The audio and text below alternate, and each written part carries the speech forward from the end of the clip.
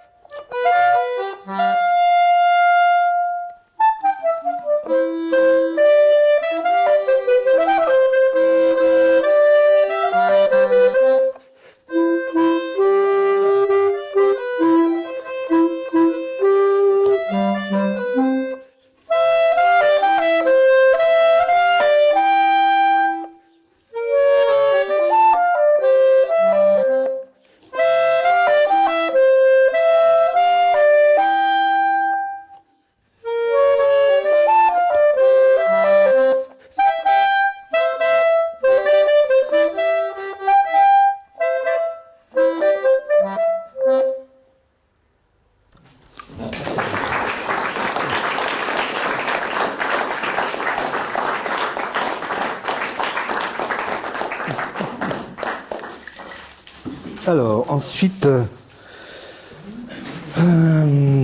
Arpad Színes.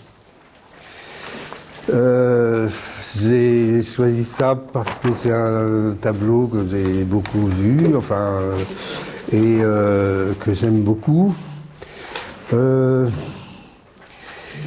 J'ai un très beau souvenir d'Arpad Színes et Vera da Silva qui vivaient ensemble et qui étaient venus dîner chez mes parents. Et je crois que j'étais le dernier à être resté à la maison. Mes frères et sœurs étaient déjà partis, je suis plus jeune, donc c'est normal. Et j'étais allé leur ouvrir, je me souviens, et je devais sortir aussi le soir. Et ces gens rayonnaient. Vraiment, j'ai un souvenir de tous les deux, un couple qui rayonnait, il n'y a pas d'autre mot. Et je trouve que la peinture d'Arpad Színes a ce caractère-là. Voilà, alors j'ai choisi ça pour la belle mélodie qu'a écrit Albert sur ce poème de Roberto Jaros. Aujourd'hui, je n'ai rien fait. Mais beaucoup de choses se sont faites en moi. Des oiseaux qui n'existent pas ont trouvé leur nid. Des ombres qui, peut-être, existent, ont rencontré leur corps. Des paroles qui existent ont recouvré leur silence. Ne rien faire sauve parfois l'équilibre du monde, en obtenant que quelque chose aussi pèse sur le plateau vide de la balance.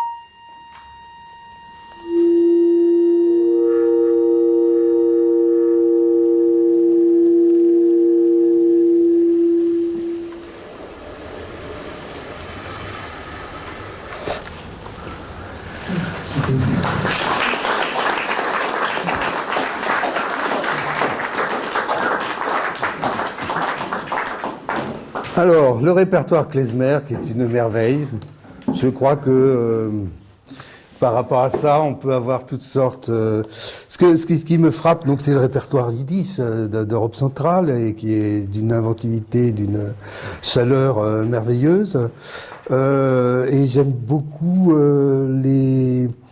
c'est les petites choses de la vie. Hein, c'est les petites choses de la vie, ça va être le marché. Doina, c'est une tradition d'improvisation notée hein, sur avec ces gammes particulières hein, de yiddish. On aura après une autre mélodie yiddish où c'est la jeune épousée qui va franchir le seuil de sa maison. Voilà, c'est les choses de la vie tout simplement. Donc j'ai choisi des choses qui sont en relation avec ça, le seuil, voilà. C'est ça qui est bien avec ces musiques, c'est que souvent elles sont pas signées, ça a circulé comme ça, il y a bien un auteur, mais on ne sait pas qui. Hein. Je veux dire que nous, on fonctionne avec l'idée de propriété, voilà, on a fait ça, etc. Il y a des gens qui ne fonctionnent pas comme ça. Hein, et dans la musique populaire, c'est souvent le cas. Et je racontais une histoire qui est assez amusante. Un jour, Stravinsky a vu arriver un monsieur, très respectueux, en maître. Je voudrais vous remercier d'avoir mis une de mes chansons dans votre œuvre. Ah bon? Moi j'ai fait ça. J'ai été embêté. Stravinsky se disait, ouh là, il va réclamer les droits d'auteur. Mais pas du tout. Mais quelle chanson? Elle avait une jambe de bois, et pour que ça ne se voit pas, elle avait mis par-dessus une rondelle en caoutchouc. Petrouchka. Stravinsky avait pris ça, persuadé que c'était une mélodie populaire. Bah pas du tout, il y avait un bonhomme qui l'avait composé. Voilà. Bon, allons-y.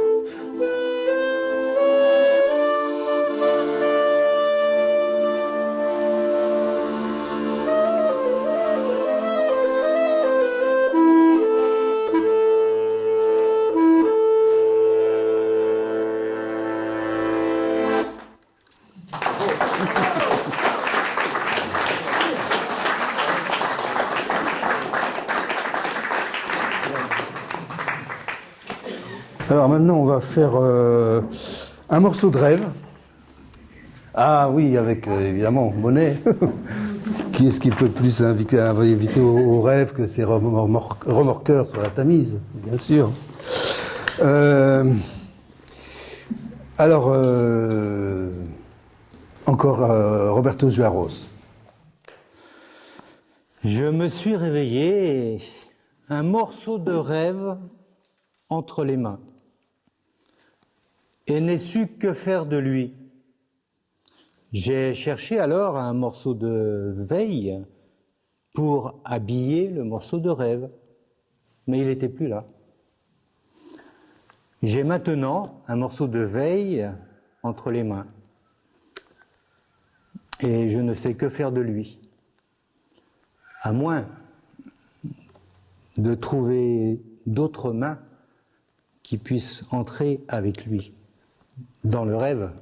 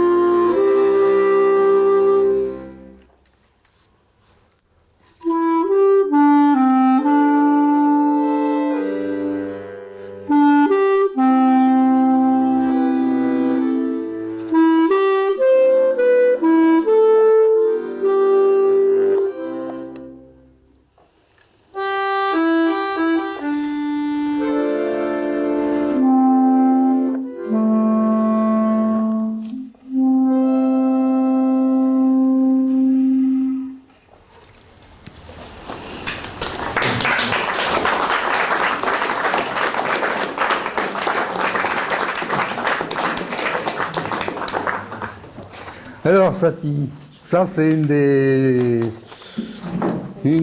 musiques et un des personnages que mon père aimait beaucoup. Et comment ne pas l'aimer, parce que il est si drôle, si étonnant, si en dehors des lignes, si à côté de tout ce qu'on a l'habitude de voir, ce personnage qui... il se trouve que mon père l'avait rencontré notamment à travers de Suzanne Valadon, hein, qui a été à un moment donné la bonne amie de Satie, qui n'est pas resté longtemps, qu'il a quitté vite parce que paraît-il, il se l'avait pas, il sentait vraiment trop mauvais. Bon, le pauvre Satie, la seule compagne qu'il ait eue toute sa vie, ça a été la misère, hein, ça c'est certain, mais aussi cet humour très particulier, puis cette manière de voir les choses un peu exceptionnelle. Alors, on commence. Son binocle. Nos vieilles mœurs nous interdisaient aux jeunes hommes pubères de se montrer nus dans le bain. Et la pudeur jetait ainsi de profondes racines dans les âmes. Cicéron de la République. Très lent, s'il vous plaît.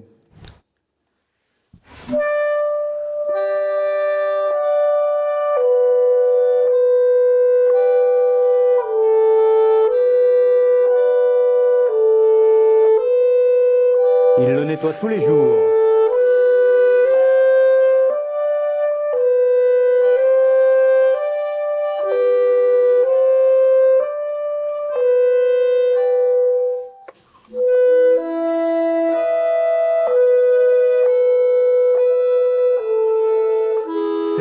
binocle d'argent avec des verres en or fumé.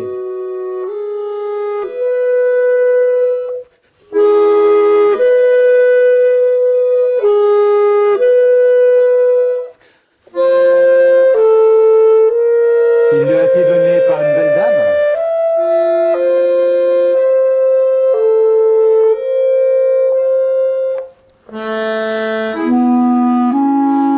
Ce sont des beaux souvenirs. Mais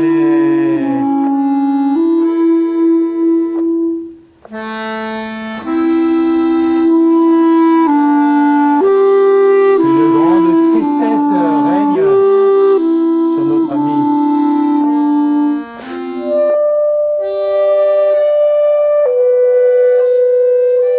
Il a perdu l'étui de ce binocle.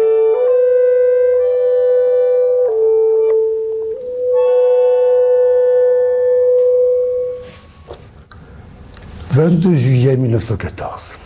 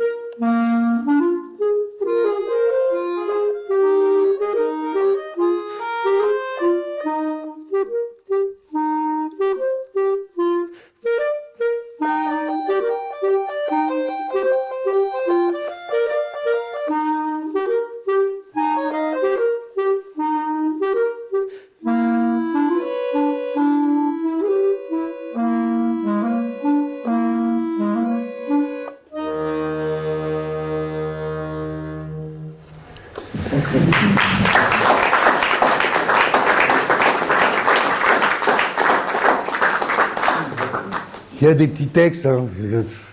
Petit embrun, un autre, coup d'air frais, petit embrun, un nouveau, gentil tangage, petite lame. Le capitaine dit, très beau voyage. C'est sûr, il était un petit navire. Paysage au loin, enfin bref, petit embrun. Ensuite, alors Stravinsky, 3 pièces. Étonnante pièce que Stravinsky, donc c'est on peut dire que ça rattache à sa période russe, donc la première période de sa vie, celle du sacre. On est en plein dans cette idée, cette force qu'il y a dans le sacre, cette violence par exemple des couleurs, des choses comme ça. Il y a une recherche extraordinaire. Alors il a écrit ça pour un clarinettiste amateur qui sans doute était de mon niveau, qui était un des frères Reinhardt. Les frères Reinhardt possédaient une grande fortune en Suisse, donc c'est pas mal évidemment. Et c'était à Winterthur, et ça me ramène à mon père, puisque l'un des frères, le musicien, commandait des œuvres à Stravinsky ou à Honegger. Par exemple, le Roi David, c'est une commande de Reinhardt. L'autre a créé un musée. Et je me souviens très bien quand mon père a emmené ses élèves de Paris 4, visiter le musée, passer quelques jours à Winterthur, voir le célèbre musée Reinhardt. Voilà. Et donc Reinhardt a créé les pièces et plus tard Stravinsky les a fait jouer en France par le grand clarinettiste de l'époque qui s'appelait Cahuzac. Louis Cahuzac, qui, ça me ramène cette fois-ci à mon grand-père, parce que Cahuzac avait joué avec mon grand-père, hein, c'était le clarinettiste, je dirais, de référence. Et mon grand-père était un pianiste très, très remarquable avant la guerre de 14. Et donc, quand Stravinsky a entendu Cahuzac, il a été furieux, parce que Cahuzac prenait des libertés invraisemblables avec ce qu'il avait écrit. Alors, il a réécrit la partition en notant tout absolument précisément. Chaque double croche est à sa place, et on va avoir 2-4, et puis 5-16, 3-16, 3-8... Tout est absolument là. Hein, ça, c'est la... Et à partir de ce moment-là, les clarinettistes, j'espère, ont joué comme il fallait.